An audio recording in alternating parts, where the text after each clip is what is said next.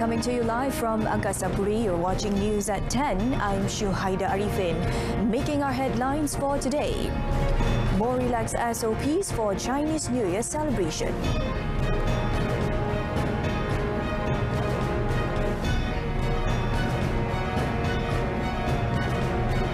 Eight arrested for sale and purchase of fake vaccine certificate.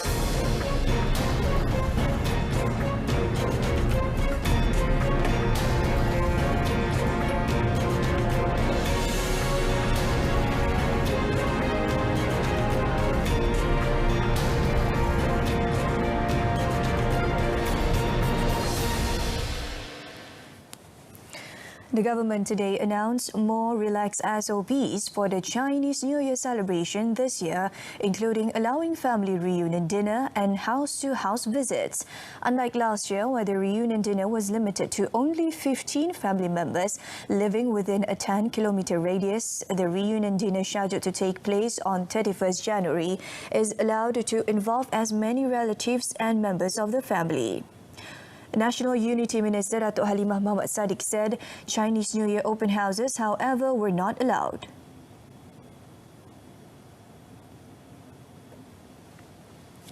Tidak dibenarkan rumah terbuka, no open house. Jadi apa yang dipersetujui oleh Jawatankuasa Kuartet dan juga oleh pihak Kementerian Kesihatan, jamuan tertutup Tahun Baru Cina hanya dibenarkan kepada mereka yang mendapat jemputan saja. Kedua, tidak dibenarkan kepada orang awam yang tidak mendapat jemputan. Dan ketiga, tiada sesi majlis berterusan. Datuk Halimah said the prayers at temples are also allowed on 1st and 2nd February in full compliance with the SOPs under Phase 4 of the National Recovery Plan, while the special night prayers for Hokkien clan on 8th and 9th February and other religious activities were only allowed in the compound of their respective houses. The same set of SOPs is also applicable for the Cap Gome prayers at temples on 15th February. Johor Police have arrested 8 individuals, including 3 workers of a private clinic, on alleged involvement in the sale and purchase of fake COVID-19 vaccination certificates. Newly appointed Johor Police Chief Datuk Kamaruzaman Mamat said all the suspects, 5 of whom were buyers aged between 24 and 42, were nabbed last Monday and Tuesday following a report lodged by the owner of the clinic on Sunday. He said the police were now in the midst of tracking down 30 other individuals who had bought the digital certificate without getting the jab, including a 44-year-old man believed to be the mastermind of the activity.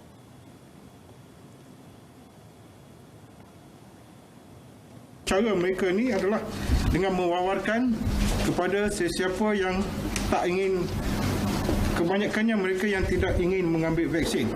Jadi itulah ada sasaran daripada sindiket ini adalah mencari mereka yang tak ingin mengambil vaksin tapi hendak sijil vaksin untuk digunakan seperti orang yang telah divaksin. Dan ini adalah amat berbahaya.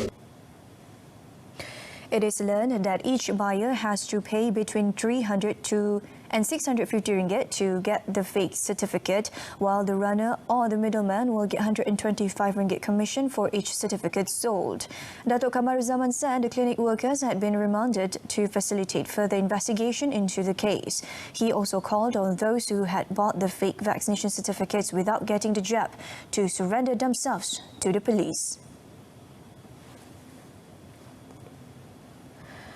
The Kedah Health Department has launched a joint investigation with the police to investigate a doctor for selling fake COVID-19 vaccination certificates. State Health and Local Government Committee Chairman Dato' Dr. Muhammad Hayati Uthman said the case was under investigation by the authorities. Masih dalam siasatan. Di mana tu? Babak ke doktor ke apa, Dok? Yes, tapi tak boleh nak nilah sebab masih dalam siasatan. Siasatan tu pihak polis. Mungkin ada link lah. Okay. Speaking to reporters in Alostar today, he did not rule out the possibility that the case in Kedah was connected with earlier cases reported in other states, including in Terengganu. Yesterday, it was reported that cases on the sale of fake COVID-19 vaccination certificates were so far recorded by the police in 4 states, quoting Deputy Inspector General of Police Datuk Razaruddin Hussein. He was reported as saying the states were Selangor, Terengganu, Johor and Kelantan.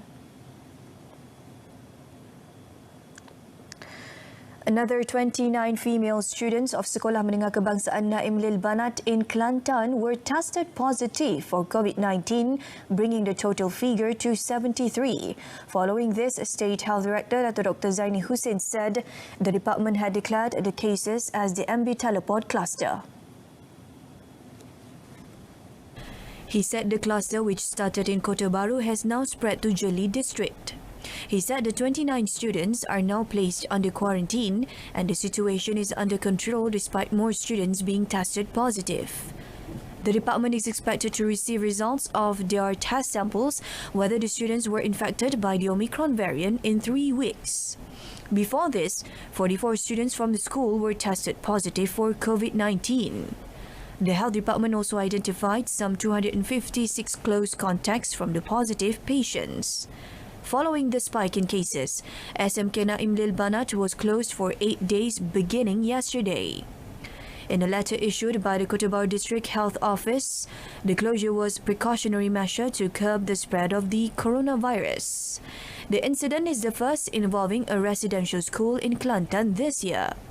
It is learned that the 256 close contacts are under quarantine at the Low-Risk COVID-19 Quarantine and Treatment Centre PKRC in the district, while the 73 who tested positive are quarantined at the school's residential building. A vocational college in Malacca has been ordered to close for 8 days due to a COVID-19 outbreak, with 76 students testing positive so far.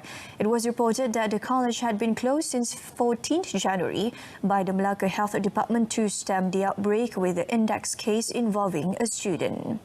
State Health and Anti-Drug Committee Chairman Dr. Muhammad Akmal Saleh said 176 close contacts have since been screened, of which 76 people tested positive. He added that the outbreak was suspected to have been caused by one symptomatic case who attended classes and spread the virus to other classmates.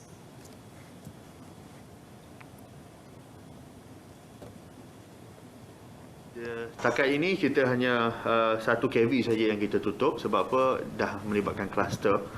Satu lagi dalam siasatan, kemungkinan untuk dia tutup ada.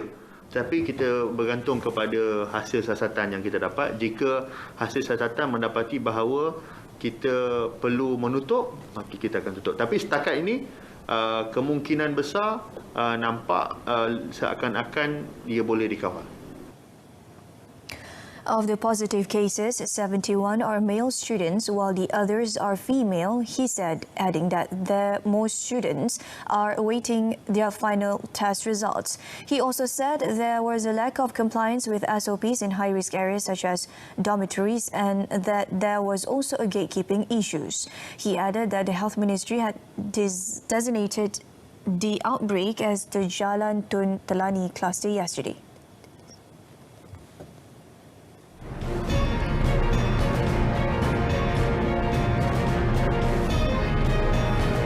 Coming up, no evidence of proxy trade by MACC chief. Stay tuned.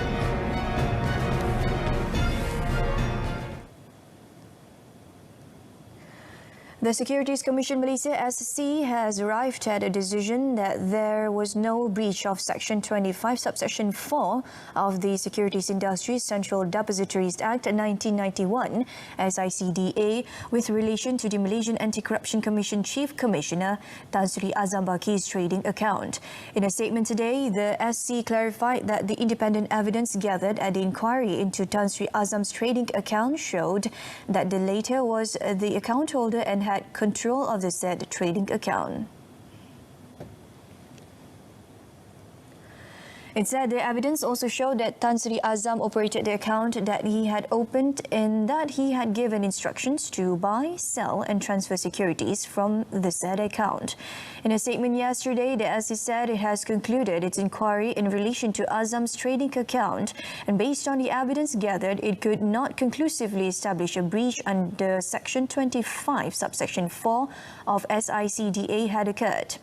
As a capital market regulator, the SC said that its regulatory remit is set out under the Securities Commission Malaysia Act 1993 SCA, Capital Markets and Services Act 2007 CMSA and SICDA. High Court Judge Muhammad Zaini Mazlan today advised MUA Member of Parliament Sadiq Said Abdul Rahman to be more careful when issuing statements on social media regarding his court case. The judge said the former Youth and Sports Minister should differentiate his position as a politician and as an accused when issuing a statement. Judge Muhammad Zaini gave the advice after Deputy Public Prosecutor Wan Shaharuddin Wan Ladin from the Malaysian Anti-Corruption Commission MACC reminded Syed Sadiq to exercise caution when making statement on charges of criminal of breach of trust CBT, money laundering and misappropriation of funds facing him in court on social media. He said Syed Sadiq should not issue a statement to defend himself of the charges prior to the trial of the case. Counsel Gobind Singh Deo, representing Syed Sadiq, said he took note of the judge's remarks, but that his client should be given more flexible space to explain to the public on the case facing him in court. At today's proceedings, the court also set 22 days to hear the case. Earlier, Syed Sadiq, 29, maintained his not guilty plea to charges of criminal breach of trust CBT, misappropriation of funds and money laundering, which were read out before Judge Muhammad Zaini following the court's decision on 25th November last year in allowing the MP's application to transfer the case from the Sessions Court to the High Court. The Congress of Unions of Employees in the Public and Civil Services QPAX and the National Cooperative Movement of Malaysia Berhad Angkasa has decided to collaborate on an initiative to provide essential items at a lower price. This will involve more than 25,000 cooperatives retail stores in government departments and agencies and will benefit B40 civil servants. 100 barangan harian utama yang digunakan oleh rakyat dan juga penjawat awam ini boleh didapati di rangkaian kedai koperasi, apatah lagi kedai koperasi yang sedia ada di sektor awam ini di peringkat tempat jabatan tersebut untuk kami salurkan semua keperluan barangan ini, dan justru itu kami mampu sedikit sebanyak mengurangkan beban dan kesan kenaikan harga barang kepada penjawat awam. He said this in a joint media conference with Angkasa President Dato' Abdul Fattah Abdullah. Dato' Adnan added that at least 800,000 civil servants have been identified as part of the B40 group.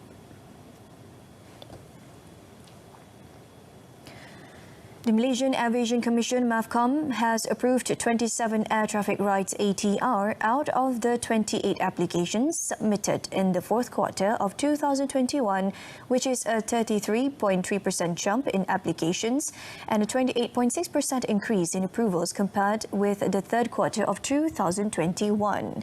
Of the 28 ATR applications, 17 were for domestic routes, which have more than double compared with 7 applications submitted in the third quarter of 2021.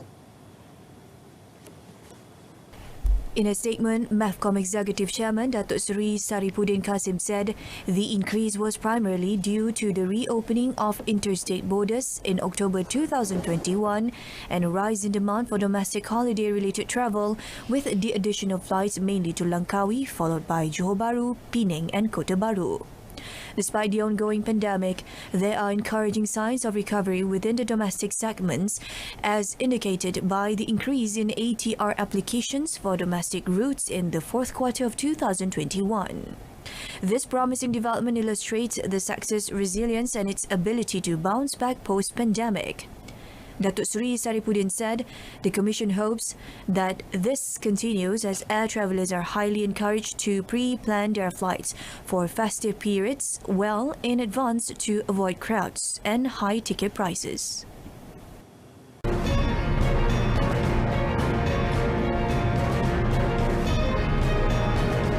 Up next, Lee Zijia tenders resignation letter to BAM.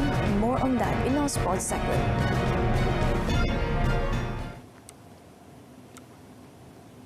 A rather shocking news came into light earlier today when national men's singles ace Lee Zijia tendered his resignation letter to the Badminton Association of Malaysia BAM on 11th January. The 2021 All England champion, who is ranked 7th in the world, has decided to quit and become a professional player. BAM President Tan Sri Muhammad Nurza Zakaria, who confirmed this, said that his deputy Datuk Seri Jahaberdin Muhammad Yunus had been given the mandate to announce the decision reached at Monday's BAM Council meeting at a media conference on Friday. Namun beliau mengatakan bahawa beliau bukan Datuk Lee Chong Wei, beliau tidak boleh tahan pressure. Beliau rasa mahukan mencapai apa yang beliau inginkan dengan cara beliau sendiri dan space dengan beliau mesti tanpa kengkangan ataupun regimented ni. So kita, I think we respect views of everyone.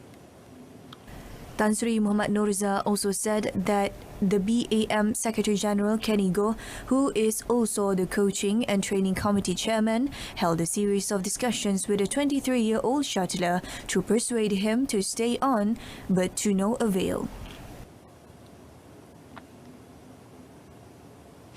The heat of under-23 AIFF Cup is getting hotter following the announcement of the tournament's schedule. Brad Maloney's young Tigers will begin the B group action against Myanmar on 15 February. After that, the squad will have to face Laos for their second match 3 days later. The real test for the national squad only begins on 21st February when they meet defending champion Indonesia. In all 3 matches, Malaysia must attain positive result if they want to secure a spot in semi-final. Based on the tournament format, only the champion and runner-up of each groups will be given a spot in the semi-finals.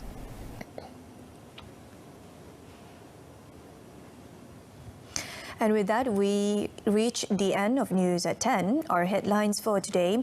Government announced more relaxed SOPs for Chinese New Year celebration. For the latest news, don't forget to tune in to updates at noon at 12:30 afternoon on TV2 and saluran Berita RTM. You can also stream the news on RTM Click's website and mobile app. I'm Shahida Arifin. Thank you for the company.